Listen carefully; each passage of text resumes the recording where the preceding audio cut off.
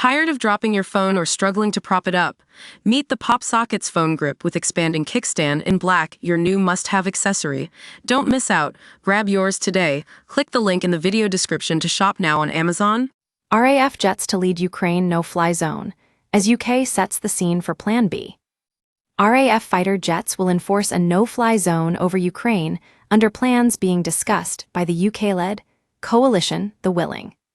It follows key discussions at Permanent Joint Headquarters in Northwood on Thursday to thrash out details of a plan with France to create a multinational stabilization force on Ukrainian soil. The discussions were led by LT Gen Nick Perry, the Chief of Joint Operations, and attended by PM Sir Keir Starmer, Defense Secretary John Healey, and representatives from 30 nations who have expressed interest in contributing to Ukraine's post-war security. Sir Keir said that military planning for the coalition had been broken down into sea, air, land, and borders, and the regeneration of Ukraine, adding, "The political momentum that we've built up is being translated here into military planning and operational planning, and broadly broken out into different areas.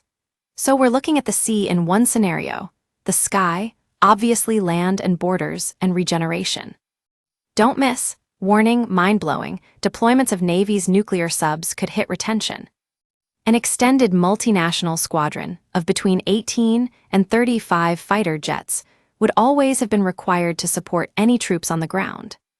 The UK already carries enhanced air policing, EAP, patrols on NATO's flanks, and has committed to sending an additional batch of Typhoons to Poland.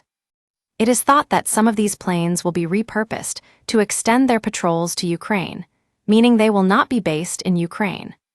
They will also require at least one AWAC plane to provide all-weather surveillance, command, control, and communications for the squadron, though it is unclear whether this will be provided by the US or other NATO nations. Don't miss, expert says it would be act of war if Russia was behind Heathrow chaos expert. Shameless Putin gives Ukrainians under Russia's grip horror choice insight, Russia economy meltdown as flights slashed, and key goal to take 600 hours to deliver report. U.S. President Donald Trump has so far indicated that he will not provide any military support, and he has called on Europe to step up shouldering the burden of supporting Ukraine. However, Russian leader Vladimir Putin's rejection of a comprehensive ceasefire, which is denying Mr. Trump a quick win in Ukraine, may push the Oval Office to reverse this course. And his insistence that any European troops would be considered a NATO force and cross a Russian red line may ultimately doom the idea of placing troops on Ukrainian soil.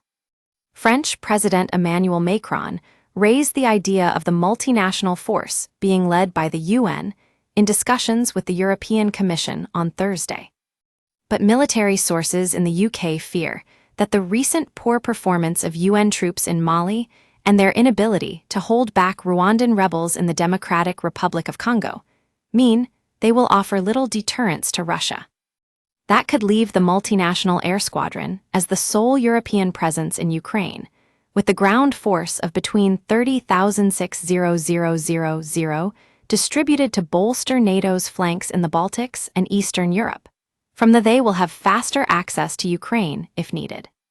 These conversations are setting the scene for Plan B, which will focus on interoperability and filling gaps in NATO capability, said Justin Trump of Sibylline Strategy Risk Group. Ultimately, I don't believe there will be European boots on the ground, but it is vital to show that the UK and Europe are will to do it and have a plan. That way they can be withheld in return for something that Putin doesn't like. What is he willing to give?